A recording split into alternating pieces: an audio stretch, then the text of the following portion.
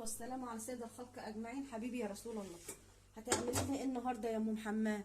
هعمل لك حبه حاجات كده، حبشتكنات كده. يلا يلا تعالي معايا نشوف هنعمله ايه. اول حاجه هنعمله الفشه. هنعمله الايه؟ الفشه المحمره. هعملها لك بقى بطريقه اراهنك لو عرفتي، لو اكلتيها قبل كده بالطعامه دي. هتعملي ايه بقى؟ بصي بقى كده معايا. جبنا حله طبعا. طبعا الفشه دي ما بتبقاش غاليه يا حبايبي، الكيلو منها ب50 جنيه.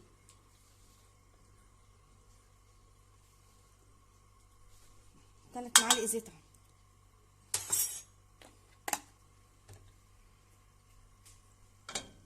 تسخن بس كده بس شويه. قبل ما تسخن بصي انا بعمل جنب منها مكرونه. بعمل ايه جنب منها؟ مكرونه وعيش برضو. اللي عايز ياكل مكرونه ياكل، اللي عايز ياكل عيش ياكل. انا حاطه ميه اهي تسخن.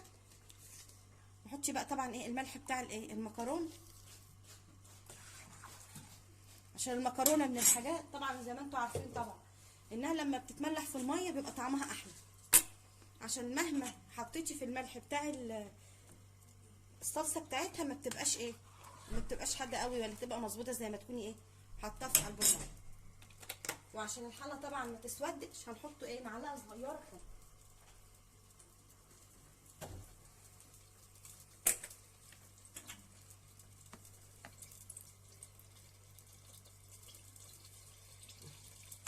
معلقه صغيره قوي عشان بس ما تستويش الحله معايا.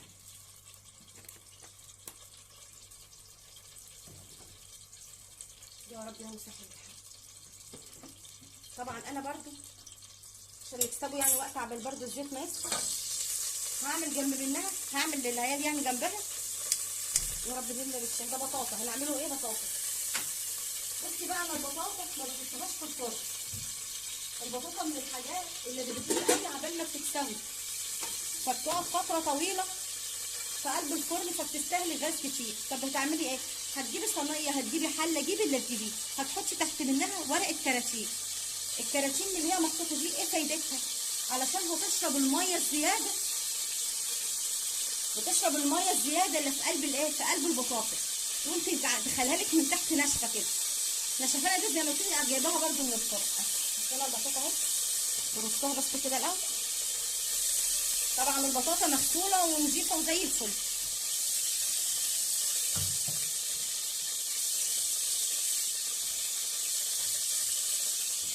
وهقول لك كمان بعد ما نسلوها وصفه حلوه قوي تعمليها دي هتعجبك وهتعجب اولادك ان شاء الله. خليكي بس معايا وما تنسينيش في التعليق وفي الاشتراك في القناه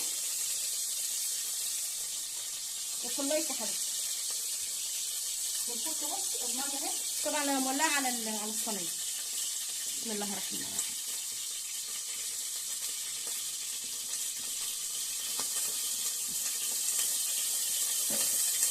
ادي حاجه خلصنا منها.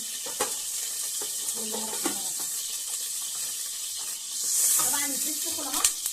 الفشه انا جايباها ومقطعاها. الفشه انا جايباها وايه ومقطعاها. ينزلوا بالايه كده.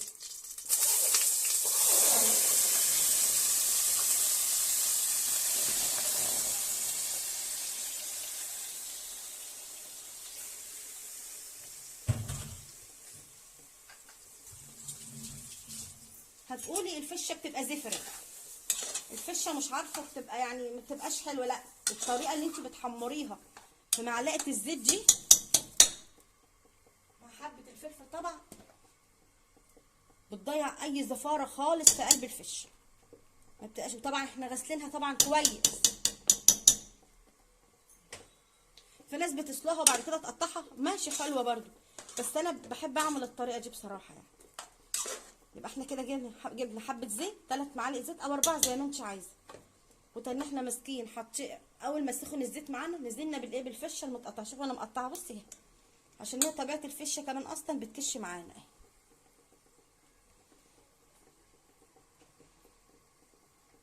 طبعا ما تنسوش احسن كان الصوت مرغوش يعني على البطاطا اهي. الورق الكراتين من تحت، الورق ده بيشد الميه اللي بتبقى الزياده كلها وبتخليها لك ناشفه لما بتيجي تستلق وتبقى جميله. وحطينا الميه وحطينا ايه البطاطا. هتفضلي مع البطاطا لحد ما تنتهي. ما بتغيبش اساسا في السلي، ما بتغيبش، هي تغيب بس في قلب الايه الفرن. بصي بقى هنا كده هنقلب بقى البطاطا هنا على العين العالي. بسم الله.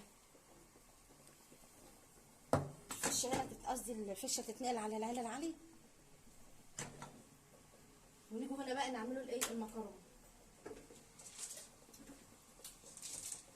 جبنا كام فص توم، يعني قولي 3 4 فصوص توم كده، ومسكنا ايه خرطناه مع معلقتين زيت.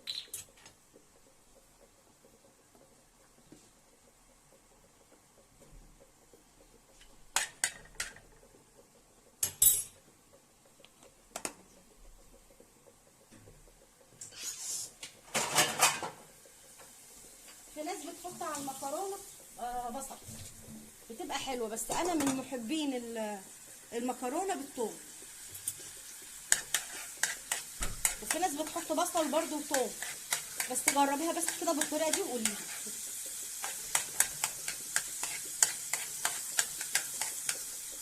اول بس ما تبدا الثومه تصفر، يعني حته حبه صغيرين كده، ما تتكيش على الثومه تصفرها جامد عشان ما تمررش معاك.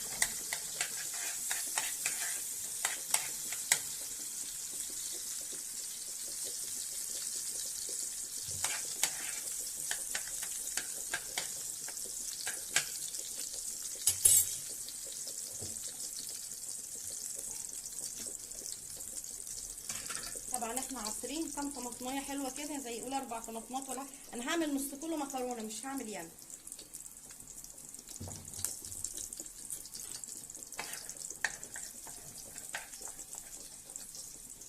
اهي بس كده خلاص.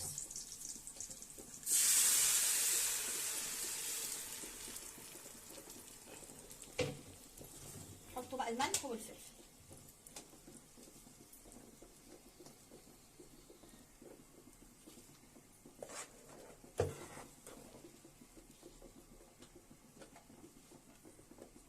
جربوا مني يا حبايبي طريقه الفشه دي، بجد بتبقى بسم الله ما شاء الله، ولا بتبقى طعمه قوي، بتبقى جميله. انا على طول بعملها، طعمها بتبقى احلى من اي طريقه تانية. جربيها كده الطريقه دي وقولي لي ايه رايكم فيها. والبطاطا ما تفكروش ان نسلقها بس، لا هعمل لكم طريقه تانية، هكمل لكم كمان البطاطا طريقه تانية هتعجبكم. انا طبعا هنا المكرونه ميه المكرونه غلت معايا. استنى بس عليها كده سيكه. شوفوا الفشه بقى،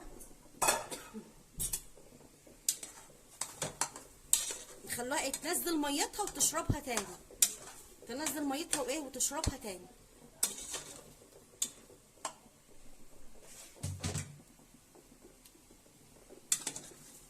بسم الله الرحمن الرحيم.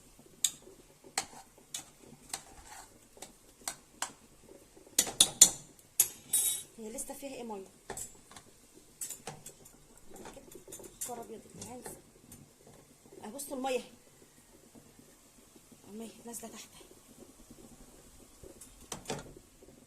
والله ما بتبقى فيها باذنك يا رب زفاره خالص، وبتبقى جميله. ولسه كمان اللي هنحطه فوقها بيخليها طعمها حلو ان شاء الله. طبعا هنا الميه غلت معايا، هننزله بالايه بالمكرونه.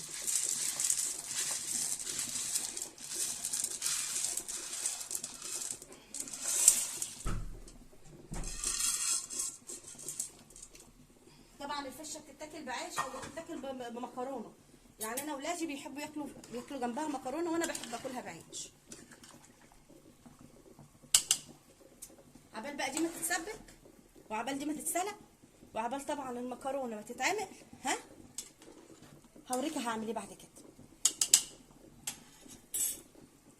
بصي يا حبايبي، المكرونه اتسلقت وصفيت الميه من عليها، ما بشطفهاش، تبقى المكرونه اتسلقت سلقه كامله وصفينا الميه من عليها. بصي بسم الله الرحمن الرحيم. وهنا الدمعه بتاعتها اتسبكت اهي، بسم الله ما شاء الله. يعني حاولي تخلي فيها حبه ايه دمعه صغيرين كده، يعني خليها تتسبك بس يبقى فيها ايه حبه صغيرين كده. حبه الدمعه الصغيرين دول بيدوها طعم حلو.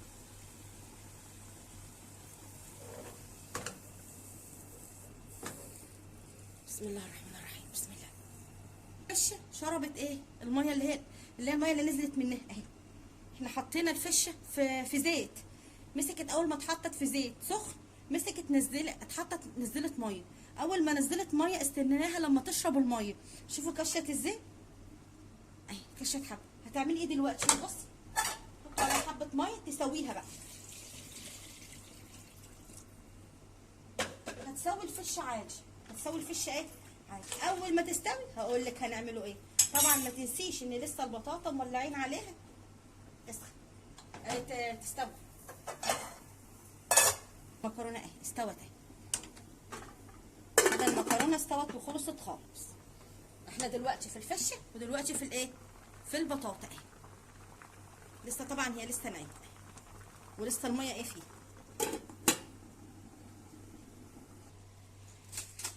بصوا يا حبايبي، بعد ما بصوا ما شربت استوت اساسا خالص، بس فيها حبه ميه صغيرين قوي. مسكت يعني حبه ميه، قولي ايه يعني ربع كوبايه ميه اللي هي فاضله فيها، بس هي استوت خلاص. بصوا هننزلوا بص بطماطمايه واحده، طماطمايه واحده متخرطه. اوعي تفكري ان انت تبشريها او ان انت تعصريها، ما بتبقاش حلوه، هي تبقى متخرطه كده.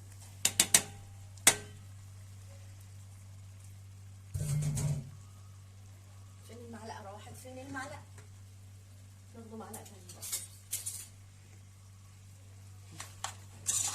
طبعا في المرحله دي حطي بقى الملح بتاعتي.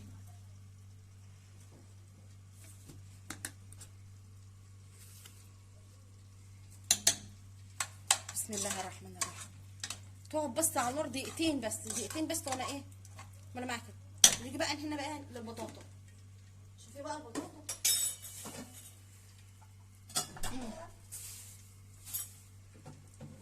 بسم الله الرحمن الرحيم.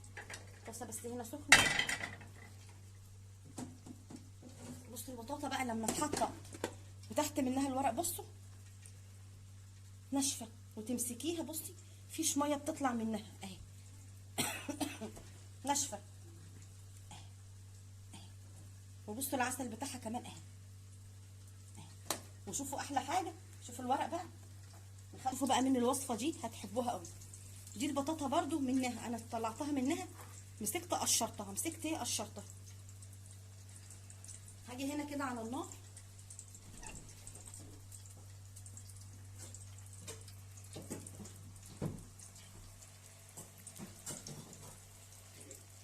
هتجيبي معلقه سمنه بلدي. معلقه سمنه ايه بلدي. ركزي معايا، البطاطا دي بجد بيبقى طعمها حلو قوي. مش عارفه سمنه، بس بصراحه بالسمنه البلدي بيبقى طعمها حلو قوي. معلقه سمنه ايه بلدي. نطلعها هنا بقى كده عشان تسحق شويه. وفي الناحيه التانيه دي يبقى احنا هنا جبنا طاسه حطينا فيها معلقه سمنه بلدي. في الناحيه دي هنحط فوق البطاطا ادي معلقه ادي معلقه، طبعا على حسب كميه البطاطا اللي عندك. لو البطاطا ياما هتحطي ياما، لو البطاطا قليله، بس انا عامله 3 بطاطات يعني. بصوا بقى هنا ليه في دي.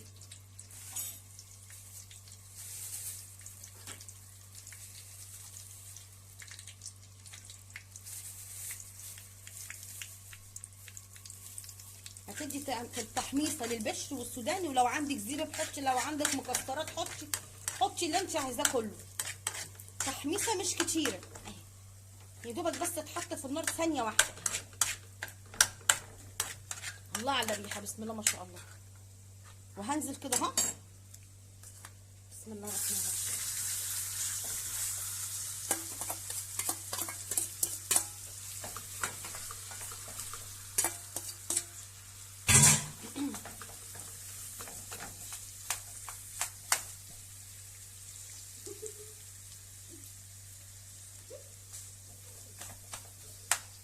قلبي بقى وهرسي البطاطا.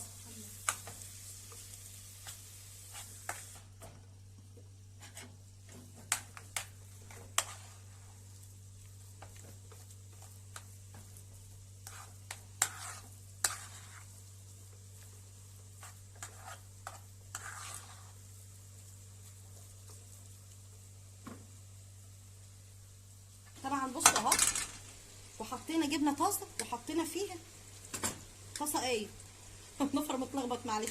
وجبنا صينيه وحطينا فيها حته سمنه، حته ايه سمنه يا دوبك بس عشان ايه ما تلزقش في القعر.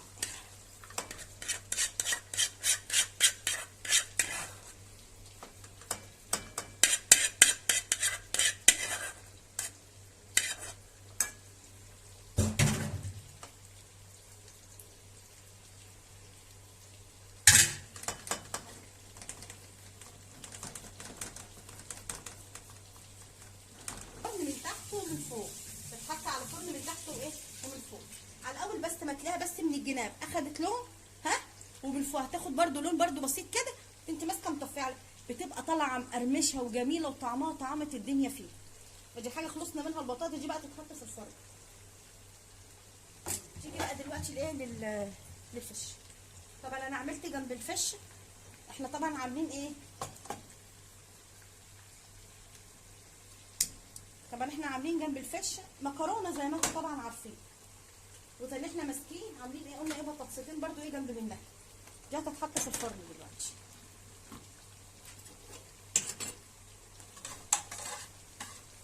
طبعا احنا حطينا الملح، هنحط ايه حبه، بصوا 4 فصوص توم وقرنين فلفل كبار، 4 فصوص توم وقرنين فلفل كبار. يلا ننزلوا عليه.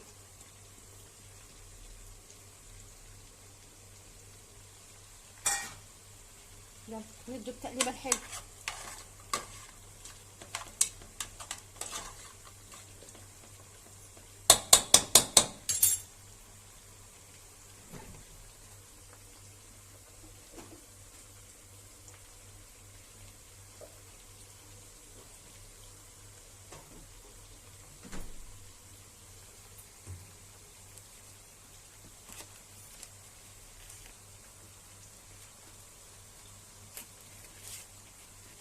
بصوا نص معلقه صغيره، نص معلقه صغيره قرفه. القرفه هنا بتدي ريحه وطعم حلو. بصوا هنا كده كمان، بسم الله الرحمن الرحيم. نص معلقه، يعني مش نص معلقه، خليها يعني قولي معلقه صغيره بهارات لحمه، معلقه صغيره بهارات ايه لحمه.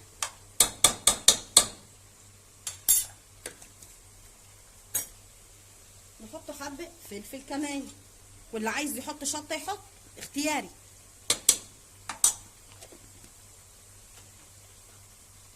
نديها تقليبه. الله على الريحه، بسم الله ما شاء الله.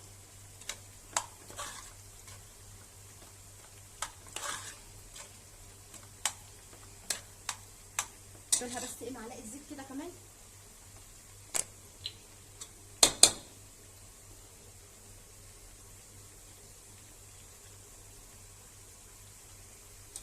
طبيعه الفشه ما بتبقاش سمينه، والراجل بيديها لك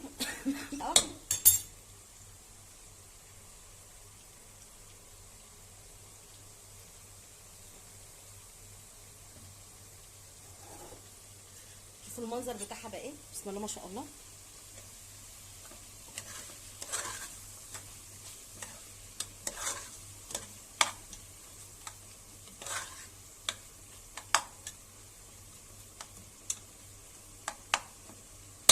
دقيقة واحدة بس.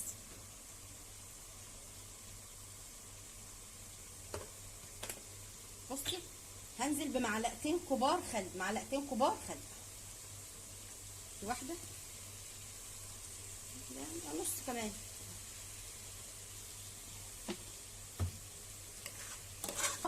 خل. اول ما تحط الخل معاها تحط بس على النار دقيقة واحدة كده بايه، خلاص هي كده خلاص استوت كده. طبعا انا دلوقتي هغرفها من الحله وهوريها لك، بس شوفي منظرها ايه دلوقتي. احلى فشه محمره باذنك يا رب. لو عملتيها هتعجبك وعلى طول هتعمل، ومش مكلفه يعني. هي النص كيلو ده ب 25 جنيه جنب طبق بطاطس جنب منهم. لو مش عايزه مكرونه بناقص، هي والله انا عن نفسي ما بحبهاش بمكرونه، بس انا ولادي بيحبوا اكل المكرونه يعني على طول. هي بطبق البطاطس جنب منها جنب حته مخلل كده، والله الله اكبر عليها، بسم الله ما شاء الله. اكله وهتشبعي وعيالك هيحبوها قوي. عايزه مكرونه جنبها اعمل. يبقى احنا بحاجات بسيطه قوي، بحاجات ما كلفناش نفسنا، عملنا غدوه حلوه وجميل وطعمها صدقيني هتعجبك قوي باذنك يا رب. طبعا فاضل البطاطا دلوقتي هحطها في الفرن وهوريكي شكلها ايه وبنغرفوا الاكل كله مع بعض. بصي يا حبايبي، خلصنا الاكل بتاعنا اهو. عملنا الفشه المحمره وعملنا المكرونه وعملنا البطاطس، ومسكت البطاطا اهي، شوفوا طلعت ازاي، شكلها حلو ازاي. والعيش طبعا اهو. يا رب يكون اكل النهارده عجبك، ويا رب تكون وصفاتي عجبتك. وما تنسينيش يا حبيبتي في اللايك الحلو، وما تنسينيش في الاشتراك في القناه. السلام عليكم ورحمه الله وبركاته.